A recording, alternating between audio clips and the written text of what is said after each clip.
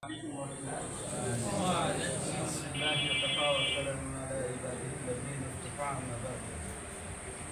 আন্দোলন বাংলাদেশ বলমারী উপজেলা শাখা কর্তৃক আয়োজিত আজকের এই মাসিক মিটিংয়ে আল্লাহ তাআলা আমাদেরকে আসার বসা বলা ও শোনার যে সুযোগ করে দিয়েছে জন্য আমরা খুশি না ভাই?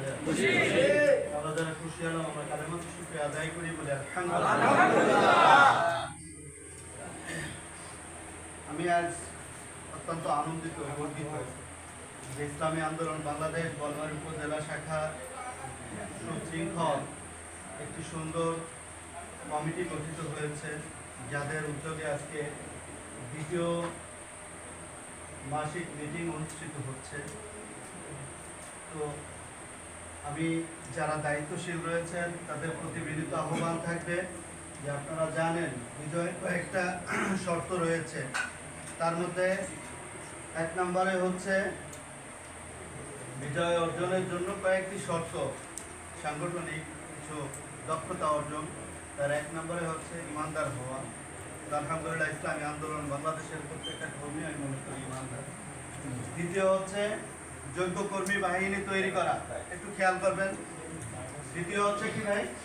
যোগ্য কর্মী বাহিনী। শুধু কর্মী বাহিনী হলে হবে না, হাজার হাজার লোক আছে অযোগ্য, প্রশিক্ষণবিহীন। এই লোক দিয়ে কি সামনে অগ্রসর হওয়া যাবে? আমি প্রশাসনে হাজার হাজার লোক নিলাম, কিন্তু তারা অস্ত্র ধরা জানলো না, তারা অস্ত্রের ব্যবহার জানলো না, তাহলে হাজার হাজার লক্ষ লক্ষ এরকমের প্রশাসনিক লোক নিয়ে কোনো ফায়দা হবে?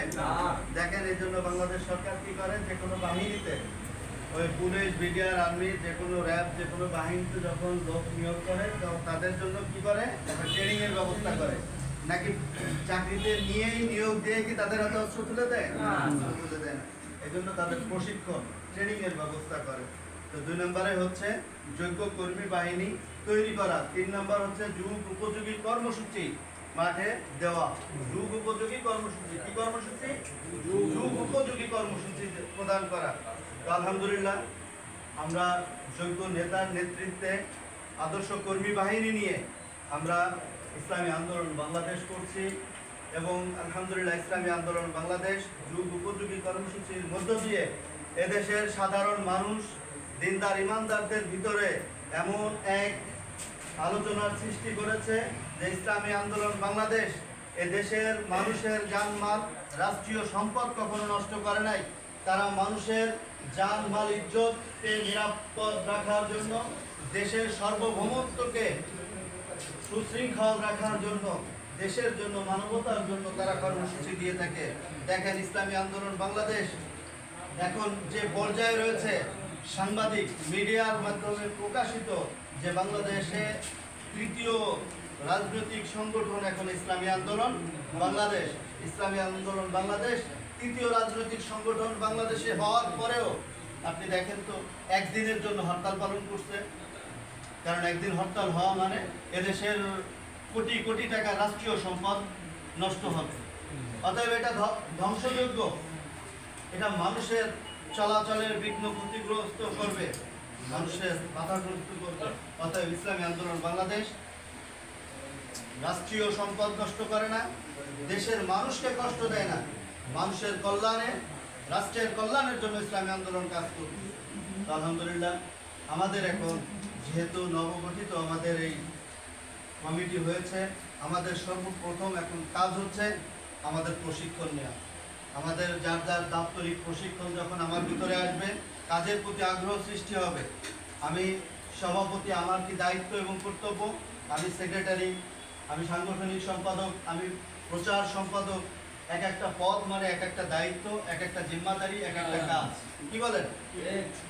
তো একজনের কাজ যখন আরেকজন করতে যাবে তখন তার কাজের বিঘ্ন ঘটবে কি ঘটবে না? আর যার কাজ সে যখন করবে না তখন সে হক থেকে বিচ্যুত হলো, সে জবাবদিহিতার আওতায় চলে গেল। আমরা অনেক সময় সাংগঠনিক জবাবদিহিতা হয়তো আমাদের ভিতরে কম হওয়ার কারণে ভয় সেটা নাই, কিন্তু একটা জিনিস আমাকে আপনাকে মাথায় রাখতে হবে যে আমি আপনি প্রত্যেকেই আসামি। কাল কিয়ামতের ময়দানে আল্লাহ তাআলার সামনে আসামির কাঠ ধরে আপনাকে আমাকে দাঁড়াতে হবে। এখানে কিন্তু আপনার দায়িত্ব সম্পর্কে জিজ্ঞাসা করা হবে। অতএব আপনাকে যদি বলা হয় তখন যে তুমি ইসলামী আন্দোলন বাংলাদেশের এই শাখার তুমি সেক্রেটারি ছিলা, তুমি প্রচার সম্পাদক ছিলা, তুমি কি তোমার দায়িত্ব পালন করেছিলা? প্রশ্ন হতে পারে কি পারে না? হতে পারে। এই জন্য ভাই আমাদের যাদের যে দায়িত্ব আসলে মনে করি যে আল্লাহ তাআলা আমাদেরকে পছন্দ করেছে, ভালোবেসেছে, অতএব আল্লাহ তাআলার পক্ষ থেকেই এই দায়িত্ব এসেছে এর কদর করা এবং আমাদের আগামীতে যে আমাদের সেক্রেটারি সাহেব বলছেন যে আগামীতে তরবিয়াত হবে, আলহামদুলিল্লাহ আমি অনুরোধ করব যে আমাদের কেন্দ্রের থেকে যোগ্য প্রশিক্ষক রয়েছে, অত্যন্ত যোগ্য মানের প্রশিক্ষক রয়েছেন, তাদেরকে এনে আমাদের একটা সুন্দর প্রশিক্ষণ তরবিয়াতের ব্যবস্থা করা হোক, যাতে করে আমরা প্রশিক্ষণ নিয়ে আমাদের নিজেদের আলহামদুলিল্লাহ আমাদের কেন্দ্রীয় দপ্তর সম্পাদক আমার অত্যন্ত শ্রদ্ধাভাজন মহব্বতের মাওলানা লোকমান হোসেন জাফরি দামাত বারাকাতুহুল আলিয়া অত্যন্ত যোগ্য মানের। আমি 2003 সালে যখন ছাত্র আন্দোলন করি তখন ছাত্র আন্দোলনের কেন্দ্রীয় দায়িত্বশীল ছিল, আলহামদুলিল্লাহ অত্যন্ত যোগ্য মানের লোক। তার ছাত্র জীবন থেকে শুরু করে এখন পর্যন্ত সেই ইসলামী আন্দোলন বাংলাদেশের সাথে, যেমন গত কয়েকদিন পূর্বে আমাদের থেকে বিদায় নিয়েছেন অধ্যাপক বেলায়েত হোসেন,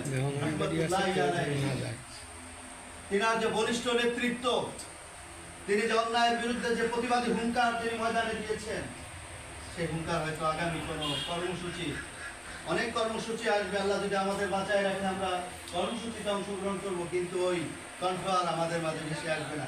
আমাদের মধ্যে এটিএম হেমায়তুদ্দিন সাহেব ছিলেন, যে বলিষ্ঠ হুঙ্কার নিয়েছেন। হাফেজ জিহুদুর রহমতুল্লাহ, মোহাম্মদুল্লাহ হাফেজ জিহুদুর রহমতুল্লাহ নির্বাচনের সময় তিনি তার নির্বাচনী প্রচারণার সময়ও ওই এটিএম হেমায়তুদ্দিনের হাতে মাইক দিয়ে বলতো তুমি কথা বলো, হেমায়তুদ্দিন তুমি কথা বলো। যে তার যে বলিষ্ঠ হুঙ্কার আমরা দেখেছি ইসলামের জন্য অধ্যাপক বেলায়েত হোসেন সাহেব তার দেখেছি, আলহামদুলিল্লাহ একদিন আমরাও এরকমের থাকবো না, কি বলেন? এই জন্য আমাদের যোগ্য মানের কর্মী হতে হবে, আমাদের কর্মী হতে হবে যোগ্য মানের। হ্যাঁ, কয়েকদিন আগে যেদিন মারা গেছেন তার দুদিন আগেও সে কেন্দ্রীয় সফরে ছিলেন, তিনি কেন্দ্রীয় সফর করে গেছেন, আল্লাহ তাকে মাফ করে দিক, সবাই বলেন। আরেকটা নিউজ আপনাদেরকে জানাই, আপনারা জানেন যে একাদশ জাতীয় সংসদ নির্বাচনে ইসলামী আন্দোলন বাংলাদেশ শেষবারের মতো নির্বাচনে অংশগ্রহণ করেছিল ফরিদপুর 1 আসনে। আমি আপনাদের প্রার্থী ছিলাম, আমার সাথে বাংলাদেশের ক্ষমতাসীন দল আওয়ামী লীগের ওই ভোটচোর সরকারের তাবেদারি সরকারের যে প্রতিনিধিত্ব করেছিল মোহাম্মদ মঞ্জুর হোসেন বুলবুল, বুলবুল নামটা ভুলে গেছেন নাকি?